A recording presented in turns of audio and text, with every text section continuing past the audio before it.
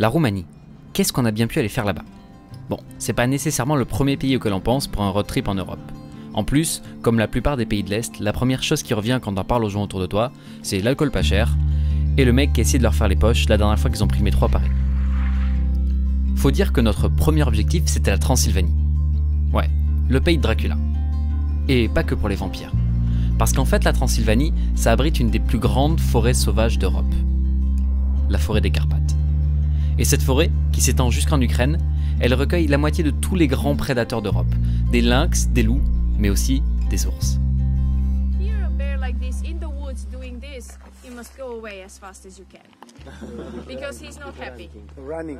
So no, you must not run. Walk. You have to go away as fast as you can, but not running.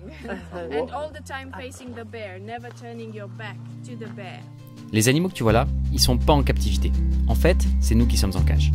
Ces ours, ce sont les pensionnaires du sanctuaire de Zărnăști, un refuge qui redonne leur liberté à ceux qui ont été enfermés ou mis en danger par l'homme.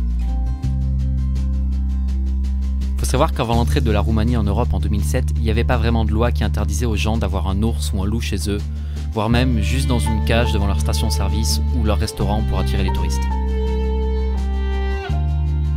Ça a été un combat long, éprouvant pour les fondateurs de ce centre, mais au final, ils ont réussi. Et aujourd'hui, il reste quasiment plus aucun ours détenu dans ce genre de conditions en Roumanie.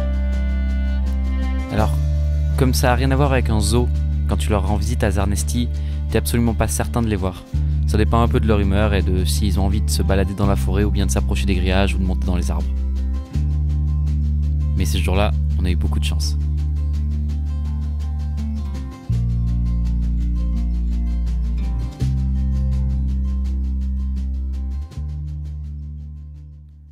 Ah oui, et je te vois venir. Pour ce qui est des vampires, non, on n'en a pas croisé.